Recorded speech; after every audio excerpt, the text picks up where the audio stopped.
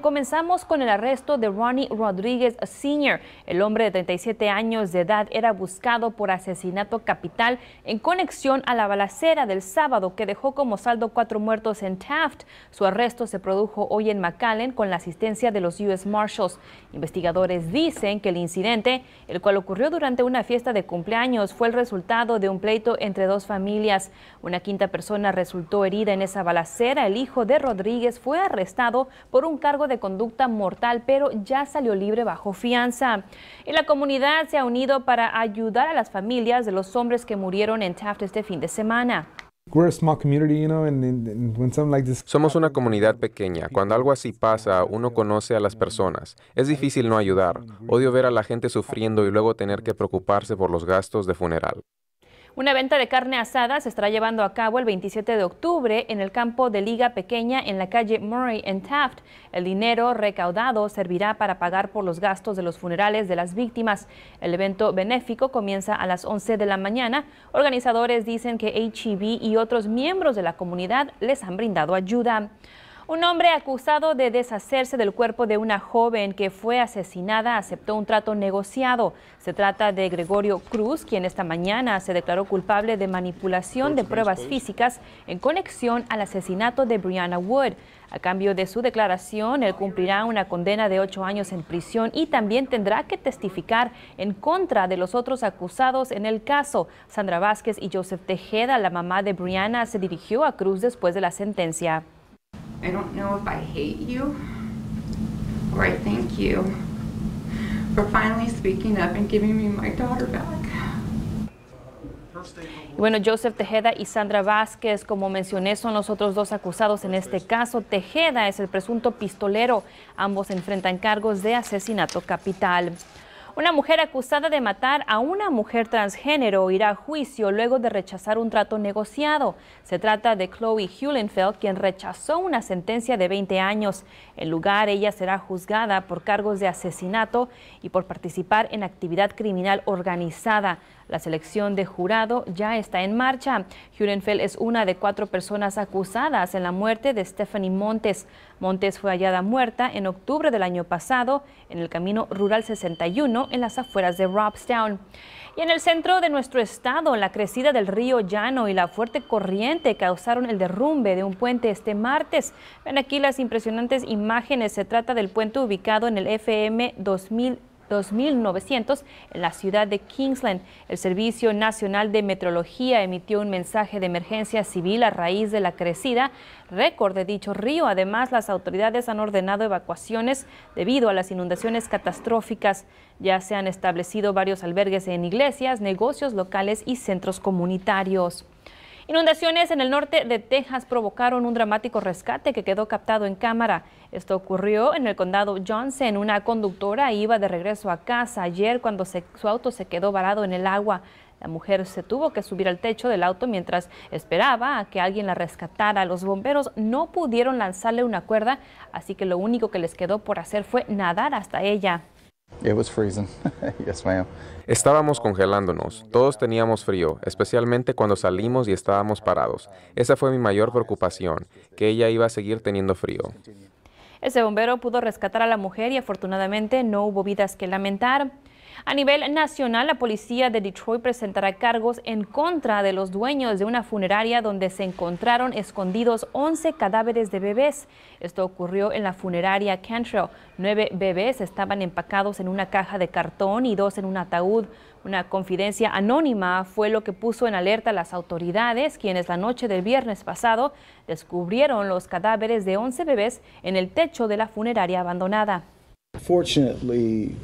Afortunadamente, algunos fetos estaban marcados. Eso nos ayudará con nuestros esfuerzos de investigación. Sin embargo, hay otros restos que representan un reto. La funeraria cerró sus puertas en abril tras descubrirse cuerpos en estado de descomposición y por la existencia de cuerpos embalsamados sin cumplir con el protocolo de higiene. El edificio fue comprado por un nuevo dueño hace un mes y ese nuevo dueño dijo que él no tenía idea alguna de lo que se encontraba en el techo. Los restos fueron llevados a la oficina del médico forense. En noticias de México, en Jalisco, la Fiscalía Estatal dio a conocer los resultados de las labores de identificación de los 444 cuerpos que eran mantenidos en contenedores refrigerados ante la falta de espacio en las morgues del estado. 228 de los cuerpos ya fueron identificados y más de la mitad muestran rastros de violencia como causa de la muerte. Belén Zapata nos informa. Al vencer el plazo que dio el gobernador de Jalisco, Jorge Aristóteles Sandoval, para la identificación de 444 cadáveres, de los cuales 273 permanecían refrigerados en 2 camiones de carga, el Instituto Jalisciense de Ciencias Forenses informó en conferencia de prensa que solo ha identificado a 228, es decir, apenas poco más de la mitad, de los cuales 39 ya fueron entregados a sus familiares. El director de los servicios médicos forenses así explicó el retraso en la identificación de los cadáveres. Que estamos apostando más a la identificación, al poder entregar a estas personas fallecidas a los familiares que tienen años buscándolas. Esto es, no adelantar para poder inhumar de una manera rápida, sino agotar primeramente cualquier elemento que nos pueda permitir localizar al familiar.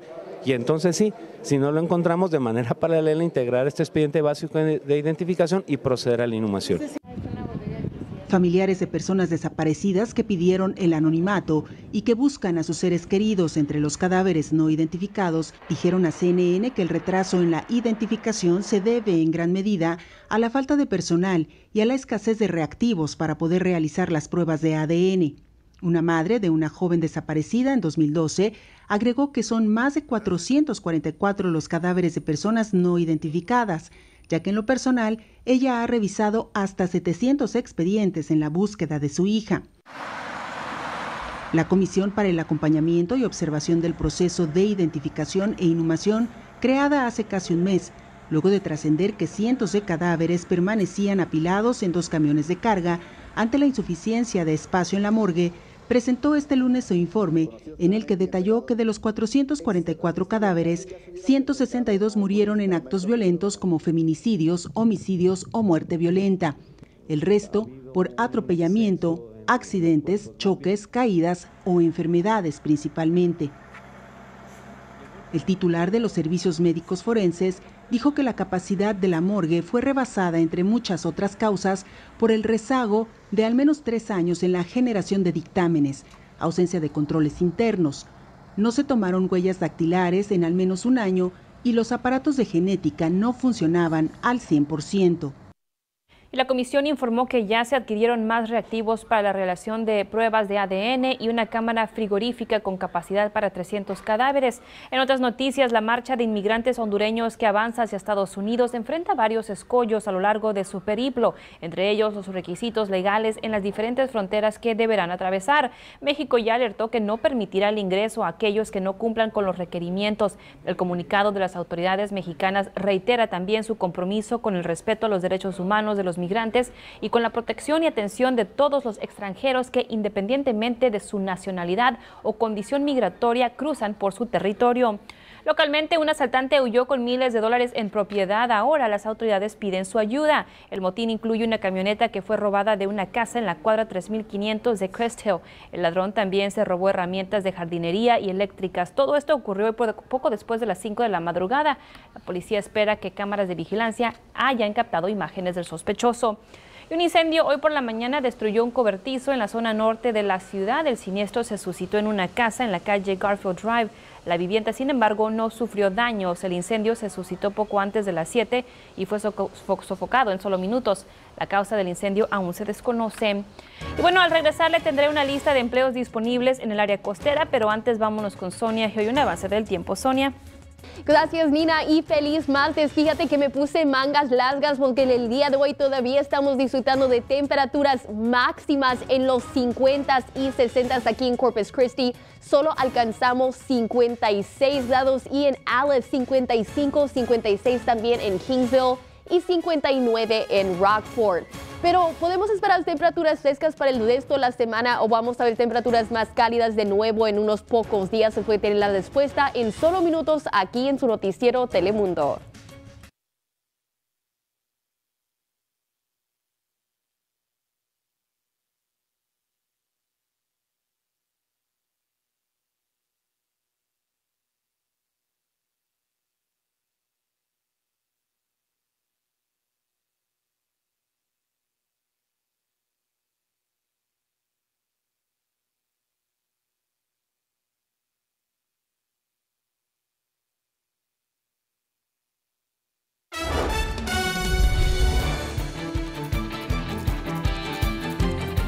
Hola amigos, ¿qué tal? Y feliz martes a todos. Espero que estén disfrutando de esta tarde. Pues en el día de hoy estamos disfrutando de temperaturas frescas y cielos nublados. Y ahora mismo esto es exactamente lo que estamos viendo en Corpus Christi. Estamos viendo temperatura actual de 56 grados, pero siente como 57. Estamos viendo condiciones de brisa, humedad un poco alta, bajos cielos, mayormente nublados. Pero esta noche todavía será nublado y también esperamos lluvias aisladas aquí en la ciudad.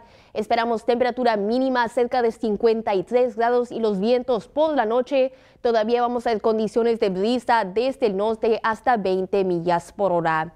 Y mañana el miércoles ya mero llegamos a la mitad de la semana, pero desafortunadamente ya será más cálido que lo que vimos en el día de hoy. Esperamos temperaturas máximas en los 60 en el día de mañana, entonces será más cálido y todavía vamos a ver lluvia y cielos nublados. También esperamos condiciones de brisa desde el norte hasta 20 millas por hora. Y nuestro miércoles en más detalle vamos a iniciar el día con temperaturas frescas. También será húmedo y nublado con brisa desde el norte, 53 grados y luego el mediodía ya será aún más cálido con brisa todavía desde el norte, 61 grados y luego a las 5 de la tarde esperamos lluvia ligera, humedad alta y también condiciones de brisa todavía desde el norte, 62 grados aquí en el sur de Texas. Y en su pronóstico extendido de 7 días presentado por AutoNation, AutoNation comprará tu auto sin compra necesaria.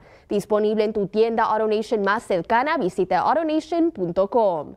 Y en su pronóstico extendido de 7 días, mañana y el jueves todavía será un poco fresco con brisa máximas en los 60, mínimas en los 50 y 60 también. Esperamos lluvia ligera y cielos nublados, pero el viernes esperamos menos brisa, temperaturas serán cálidas en los 70, los bajos 70, todavía esperamos lluvias ligeras. El sábado será un poco más seco, todavía cálido, pero sábado por la noche y domingo por la mañana esperamos la llegada de un frente, pero desafortunadamente este frente será más débil que el que acaba de llegar. Esperamos con su llegada condiciones ventosas, temperaturas son un poco más frescas, todavía van a estar en los 70, esperamos cielos nublados y lluvias ligeras el domingo hasta el martes de nuestra próxima semana. Es todo el tiempo para mí, continuamos con las noticias. Nina. Gracias, Sonia. Como cada martes, hoy le tenemos una lista de empleos disponibles a lo largo de la zona costera. Veamos la bolsa de trabajos, cortesía del Workforce Solutions of the Coastal Bend. Aquí en Corpus Christi se busca operador de aplanadora de asfalto con 1 año de experiencia. El empleo paga un salario de entre 15 a 22 dólares la hora. También en Corpus Christi se busca un electricista industrial con 4 años de experiencia, diploma o GED. El candidato debe poseer licencia válida de electricista. El empleo paga un salario de entre 32 a 35 dólares la hora. En Three Rivers se busca asistente dental con 2 años de experiencia y 2 años de educación universitaria, técnica o vocacional. Este empleo paga 12 dólares con 36 la hora más beneficios. En Sinton se busca un conductor con licencia comercial clase A con un diploma o GED y 2 años de experiencia. Este candidato manejará un camión aspirador y debe tener una tarjeta médica y un historial de manejo limpio. El empleo paga entre 16 a 20 dólares la hora. Finalmente, en Aransas Pass se busca un constructor de torres de radio. Esta persona reparará, instalará y se encargará del mantenimiento móvil o transmisión de radio estacionario. El empleo paga 30 dólares la hora. Para más información y detalles sobre estos empleos, llame a los números que aparecen en pantalla o visite la base de empleos workintexas.com. Después de la pausa, trabajar largas horas cada semana puede ser malo para la salud, lo que dice un nuevo estudio al regresar.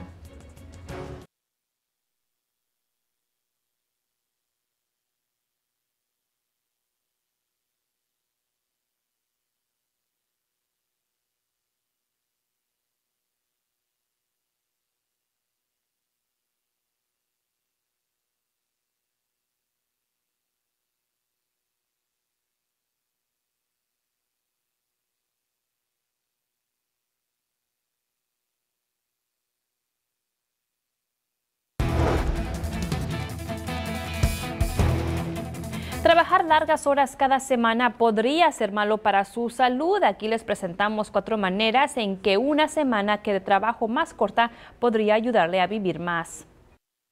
Empleados de tiempo completo y parcial en Estados Unidos trabajan un promedio de 40 horas a la semana, según datos de 2017 de la Oficina de Estadísticas Laborales. Trabajar más que eso ha sido relacionado con cambios negativos en su salud, mientras que menos horas cada semana podría ayudarle a ser más saludable, según una investigación de NYU Langone Health. Estas son 4 maneras que podría ayudar a mejorar su salud. 1. Menos estrés. Un estudio publicado en la revista de Medicina Psicológica en 2011 reveló que trabajar